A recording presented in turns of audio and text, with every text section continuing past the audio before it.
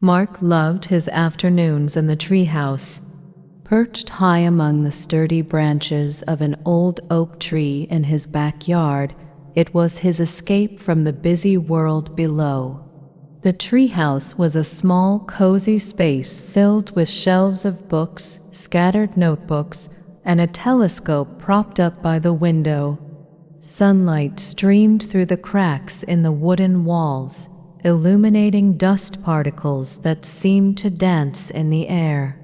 Perfect weather for an adventure, Mark muttered to himself, flipping through an old book he had borrowed from the library. Its pages were yellowed and fragile, filled with mysterious symbols and faint sketches of distant lands. Mark had built the treehouse with his dad years ago, but over time, it had taken on a life of its own. It was no longer just a treehouse. It was a world of imagination. Today, however, something unusual caught his attention. As he turned a page, the symbols on the book began to glow faintly.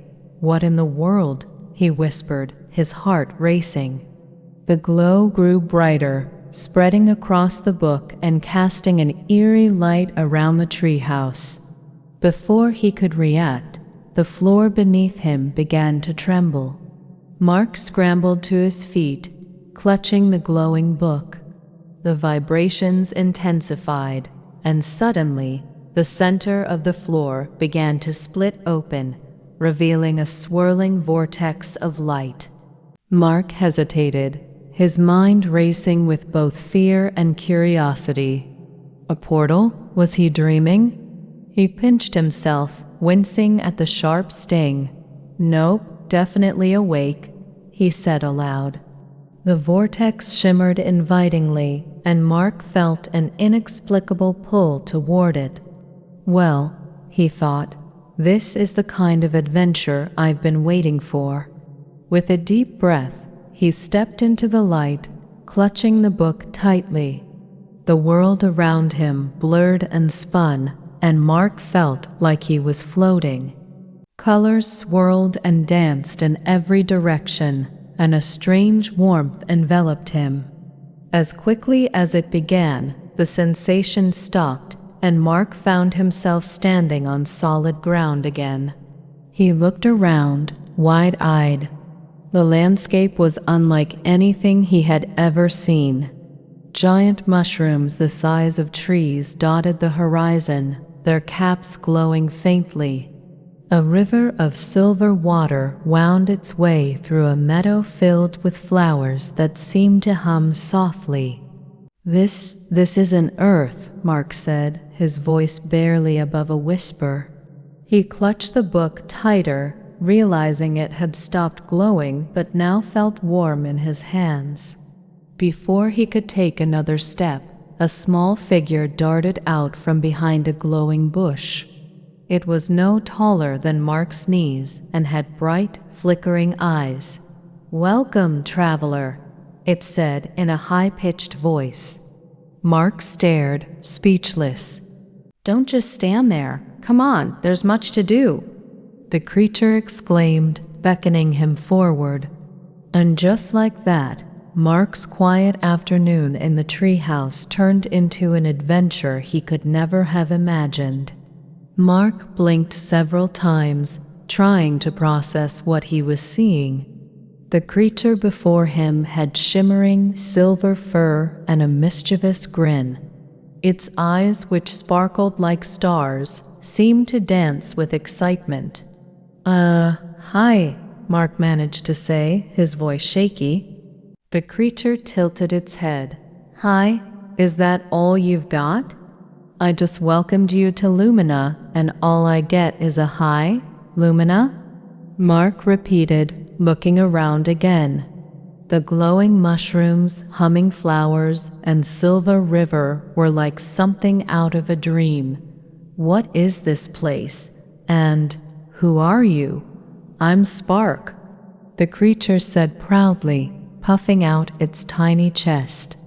"And this," Spark gestured grandly to the strange and beautiful surroundings, "is Lumina, the world between worlds. Mark frowned, clutching the book. World between worlds? What does that even mean? And how did I get here? Spark tapped its chin thoughtfully.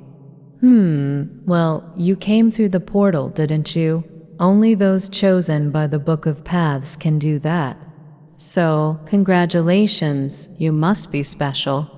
Mark glanced down at the book in his hands. This thing? The Book of Paths? Yes, yes. The book brought you here for a reason. But no time to waste. We've got a mission, Spark said, hopping from foot to foot. A mission? Mark echoed, bewildered. I didn't sign up for any mission. I just wanted a quiet afternoon. Spark laughed, a tinkling sound like wind chimes. Well, too bad. The Book of Paths doesn't make mistakes. You're here to help me find the key of light, Mark sighed, rubbing his temples. Let me get this straight. I'm in some magical world called Lumina because this book chose me, and now I'm supposed to help you find some key? Exactly, Spark said with a grin. Mark hesitated, looking around again. As bizarre as it all was, he couldn't deny a flicker of excitement. This was the adventure he had always dreamed of. Fine, I'll help, but you'll have to explain everything along the way. Spark clapped its tiny hands. Deal. First, we head to the glimmering forest. That's where we'll find the first clue. Mark followed Spark down a winding path lined with glowing pebbles. As they walked, Spark pointed out various features of Lumina. That's a starflower, Spark said, gesturing to a plant with petals that sparkled like diamonds. It only blooms at night, and it hums to attract moonbees. Moonbees? Mark asked, his curiosity piqued.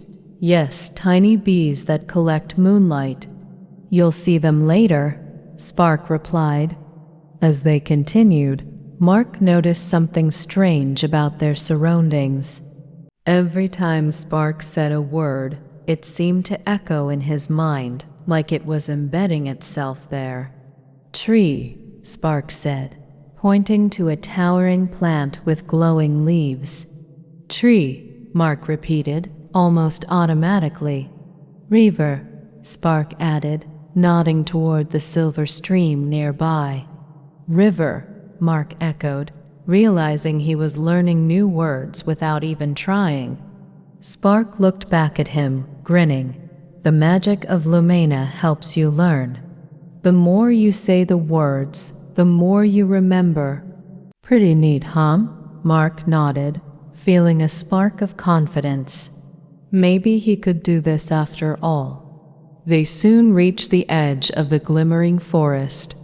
The trees here were massive, their trunks glowing faintly, and their branches twisted together like a canopy of light. All right, Spark said, stopping abruptly.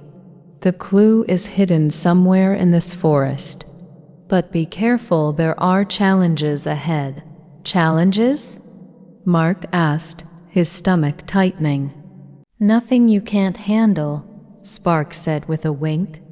Just remember to listen, learn, and keep an open mind. Mark took a deep breath and stepped into the forest, the Book of Paths clutched tightly in his hands. The air inside the glimmering forest felt different, cooler, heavier, as if the trees themselves were alive and watching. The faint glow of their trunks provided just enough light to see the winding path ahead. Mark followed closely behind Spark, who darted from side to side, sniffing the air and muttering under its breath. What exactly are we looking for? Mark asked, his voice low. The first clue, Spark replied, not looking back. It's hidden somewhere in the forest, guarded by the whispering trees. They'll test you before they reveal anything. Test me? Mark repeated, frowning. "What kind of test?" Spark stopped abruptly and turned to face him. "The whispering trees speak in riddles. You'll need to listen carefully and respond correctly. Don't worry, I'll help if you get stuck." Mark nodded, gripping the Book of Paths tightly. The thought of speaking to trees was strange, but everything about Lumina had been strange so far. He decided to keep an open mind. As they walked deeper into the forest, the glow of the trees grew brighter, and a faint hum filled the air. It was soothing yet eerie, like a distant melody that played just out of reach. "There," Spark said, pointing ahead. Mark squinted and saw a cluster of trees with twisted trunks and branches that formed a circle. The trees seemed to pulse faintly, their glow rhythmic like a heartbeat. "Step into the circle," Spark instructed. Mark hesitated but did as he was told. The moment he crossed the threshold, the hum grew louder, and he felt a strange tingling sensation in the air around him. "Welcome, traveler," a deep, resonant voice echoed. Mark's eyes widened. It was the trees they were speaking. "You seek the first clue," another voice added, softer but no less commanding. "Yes," Mark replied, his voice trembling slightly. "Then answer our riddle," the trees said in unison. "What has roots as nobody sees, is taller than trees, up it goes, and yet it never grows?" Mark furrowed his brow, thinking hard. He had always loved riddles, but the pressure of the moment made it difficult to focus. He glanced at Spark, who gave him an encouraging nod. "Repeat it again, please," Mark said. The trees repeated the riddle, their voices calm and patient. Mark closed his eyes, visualizing the words, "Roots taller than trees, never grows." Then it clicked. "A mountain," he exclaimed.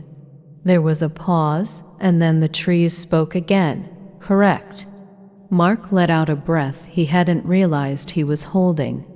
The ground beneath him began to glow, and a small carved stone rose from the earth. It was engraved with symbols similar to the ones in the Book of Paths. "That's it," Spark said excitedly. "The first clue." Mark picked up the stone, feeling its warmth in his hand. He opened the Book of Paths, and the symbols on the stone began to glow, aligning with a page in the book. Slowly, new words appeared on the page. "Seek the keeper of the light." "Who's the keeper of the light?" Mark asked, showing the book to Spark. "You'll find out soon enough," Spark replied with a grin. "But for now, we need to keep moving. The next step is in the village of sages." Mark looked back at the whispering trees, feeling a mix of relief and gratitude. "Thank you," he said softly. The trees didn't respond, but their hum grew fainter as Mark and Spark left the circle and continued down the path. As they walked, Mark couldn't help but feel a growing sense of confidence. He had solved the riddle, faced the unknown, and taken another step on this incredible journey. "What's next?" he asked Spark. Spark glanced back at him, eyes twinkling. "Next, we meet the sages, but don't get too comfortable. They're not as forgiving as the trees." Mark sighed, but couldn't suppress a smile. This was turning out to be the adventure of a lifetime. The path from the glimmering forest led to a wide, open plain bathed in golden light. In the distance, Mark could see a cluster of stone huts surrounded by tall, swaying grass. Spark trotted ahead, humming a cheerful tune. "There it is," Spark said, pointing. "The village of sages. This is where we'll find our next clue." Mark quickened his pace to keep up. You said the sages aren't as forgiving as the trees. What did you mean by that? Spark chuckled. The sages are particular. They like to test travelers with questions and tasks. But don't worry, you've done well so far. Mark nodded, though his stomach tightened with nerves. As they approached the village, the air seemed to change, growing heavier with an unspoken importance. The first sage appeared as they entered the village. It was a tall, robed figure with glowing eyes and an aura of wisdom. Welcome, traveler, it said in a deep, measured voice. Hi, Mark replied, feeling a little overwhelmed. Spark stepped forward. We seek the next clue to the key of light. The sage tilted its head slightly. To prove yourself worthy, you must complete 3 tasks. Each will test your understanding, patience, and courage. Mark swallowed hard. What kind of tasks? The sage gestured toward a small group of villagers gathered near a well. Your first task is to assist our villagers. They are struggling with their words and need guidance. Mark exchanged a glance with Spark, who gave him an encouraging nod. All right, Mark said, stepping toward the group. A woman holding a basket of glowing fruits approached him. Excuse me, she said, her voice hesitant. How to say, I give this to you? Mark smiled, recognizing the opportunity to help.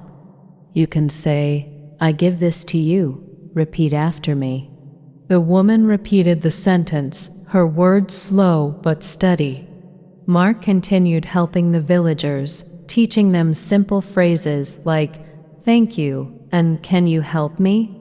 Each time, Spark provided encouragement, and Mark felt a growing sense of accomplishment. When he finished, the sage returned. You have completed the first task. Now for the second. Mark followed the sage to a stone platform in the center of the village. A glowing orb floated above it, pulsing gently. To pass the second task, the sage said, you must answer this question. What does light mean to you? Mark hesitated, caught off guard by the simplicity yet depth of the question. He thought about the glowing symbols in the Book of Paths, the shimmering trees in the forest, and the warmth of the villagers' gratitude.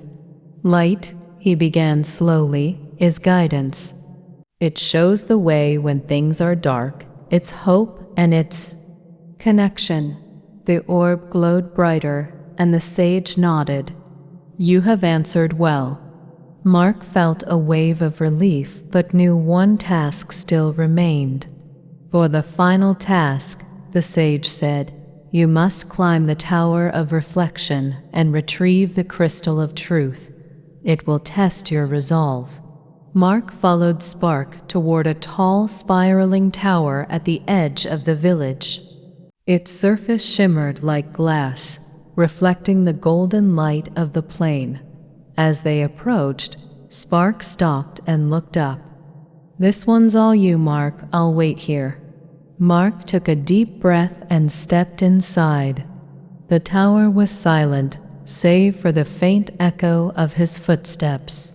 Mirrors lined the walls, each reflecting not just his image but scenes from his journey so far. He saw himself entering the treehouse, stepping through the portal, solving the riddle with the whispering trees, and helping the villagers. At the top of the tower, a pedestal held a small glowing crystal. As Mark reached for it, his reflection spoke. Are you ready to face the truth of who you are? Mark froze, unsure how to respond. Then he thought about everything he had learned and accomplished. Yes, he said firmly. The reflection smiled, and the crystal floated into his hands. Its glow filled the room, and Mark felt a surge of energy.